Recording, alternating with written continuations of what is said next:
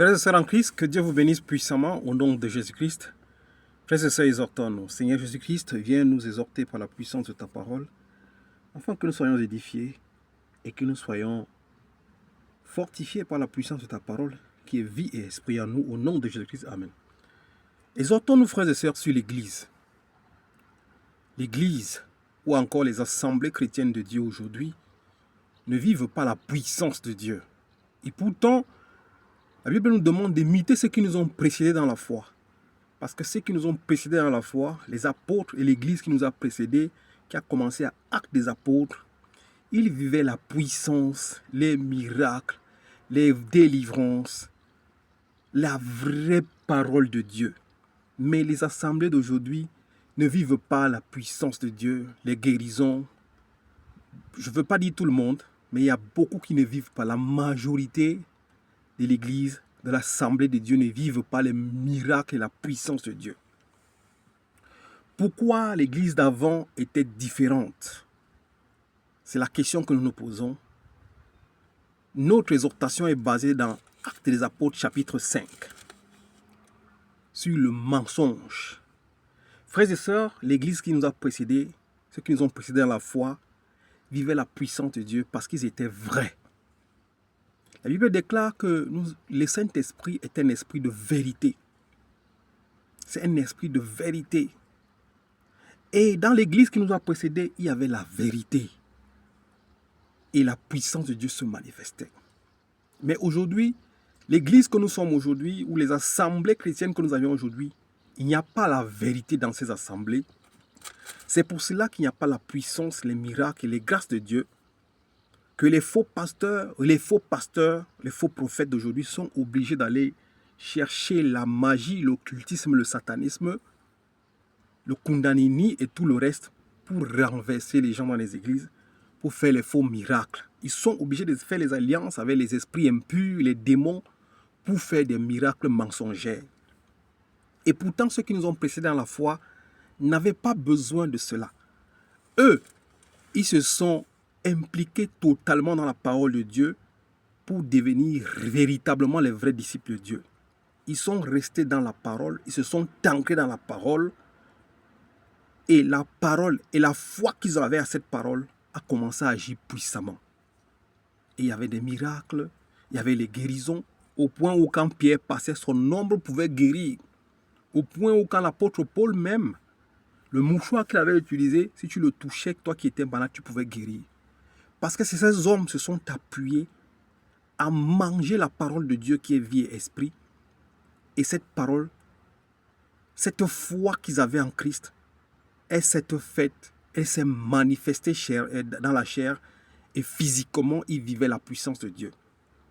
Dans l'église qui nous a précédés, il n'y avait pas de mensonge. Tu ne pouvais pas mentir. Mais nous voyons dans les églises d'aujourd'hui, quelqu'un fornique toute la nuit, il reste dans l'impudicité, dans les boîtes de nuit, il vient le matin, il donne les dîmes, il chante Alléluia, le pasteur ne voit rien, il ne dit rien. Mais le pasteur lui promet seulement les bénédictions et les guérisons. Frères et sœurs, ceux qui nous ont précédés à la foi, leur foi n'était pas basée sur les guérisons, sur les délivrances, mais leur foi était basée sur la vie éternelle. Et les bonus qui suivaient leur foi se manifestaient. Frères et sœurs, aujourd'hui dans les églises, ce n'est que du mensonge. Quelqu'un fornique toute la nuit, il couche avec le pasteur, mais le dimanche, ils sont à l'église. Et personne dans l'église ne peut dire au pasteur que tu couches avec les filles, avec les hommes dans l'église. Personne ne peut dire aux sœurs dans l'église, par la puissance de l'esprit, que vous couchez avec le pasteur ou vous couchez avec des frères et des sœurs dans l'église. Non, personne. Parce qu'il n'y a pas la manifestation de l'esprit. Nous allons voir dans Actes des Apôtres chapitre 5, Ananias et Saphira. Parce qu'à l'époque, le peuple de Dieu vivait libéralement.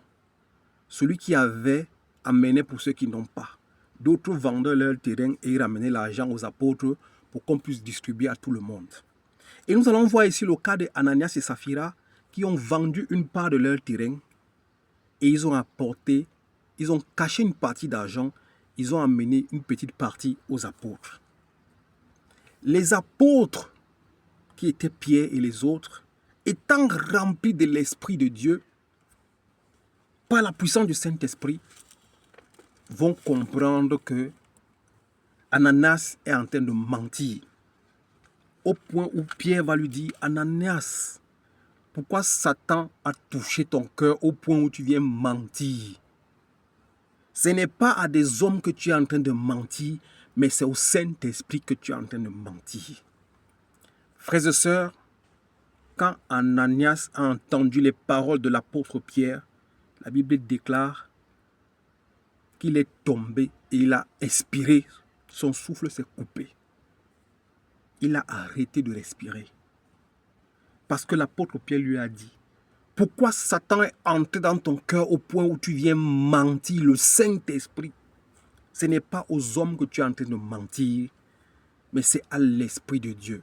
À l'instant où il a entendu cela, il est tombé, il a expiré. Son souffle s'est arrêté. Des jeunes gens sont venus, on est allé l'enterrer.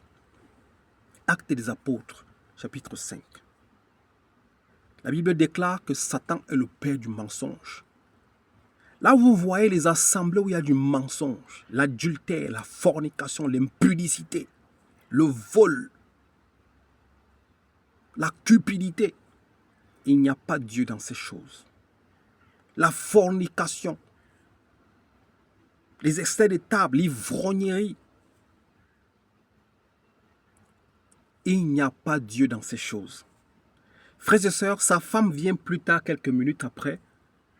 Pierre lui demande, dis-nous, est-ce le montant que ton mari nous a donné, que vous avez vraiment vendu le terrain, comme il s'était accordé avec son mari? Elle dit oui.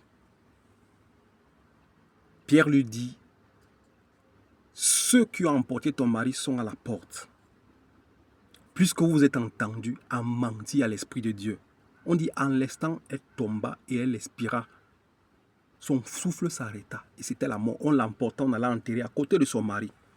Pour dire que ceux qui nous ont précédés dans la foi vivaient la foi et la puissance de Dieu parce qu'ils avaient l'Esprit de Dieu qui est l'Esprit de vérité que le monde n'a pas et le monde ne peut pas recevoir ni le supporter.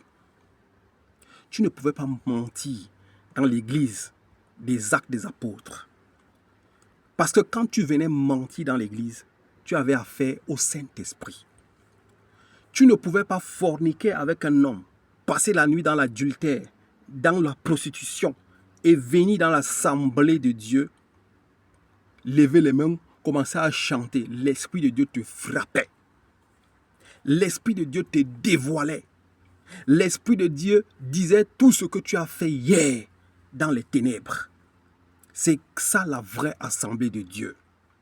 Et quand Ananias et Saphira ont expiré, la Bible déclare que ceux qui étaient dans l'assemblée, dans l'église, toute l'église a pris peur. Ils ont craint Dieu. Frères et sœurs, craignons Dieu. Parce que dans la crainte de Dieu, qui n'est pas d'être de trembler devant Dieu, mais de faire la volonté de Dieu et d'être vrai et juste, nous allons vivre la puissance et la grâce de Dieu.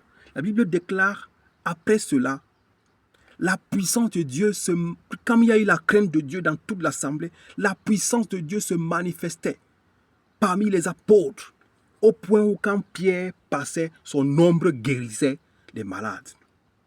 On apportait des malades, des possédés partout, et il guérissait, parce qu'il y avait l'Esprit de vérité, qui est le Saint-Esprit dans l'église de Dieu.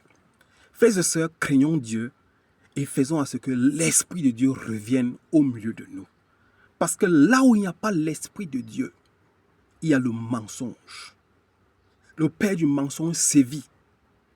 Vous voyez des soi-disant assemblées d'aujourd'hui, tel couche avec tel fornique avec tel se prostitue, tel vole, tel fait ceci. Mais ils sont tous là.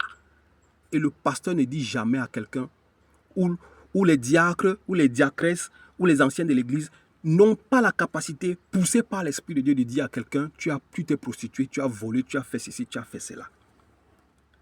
Il faut que dans les vraies assemblées de Dieu, l'Esprit de Dieu revienne, qu'il soit au milieu de nous pour nous guider. Parce que ce n'est ni par notre force, ni par notre courage, mais c'est poussé par l'Esprit de Dieu que nous avions parlé de la part de Dieu. Craignez l'Éternel. Craignez l'Éternel. Faites de l'Éternel, faites de lui vos délices, afin qu'il agisse puissamment. Craignez l'Éternel, que la crainte de Dieu revienne dans vos vies, frères et sœurs, pour pouvoir vivre les puissances, les grâces de Dieu. Frères et sœurs, que Dieu vous bénisse. Au nom de Jésus-Christ, Amen. Merci.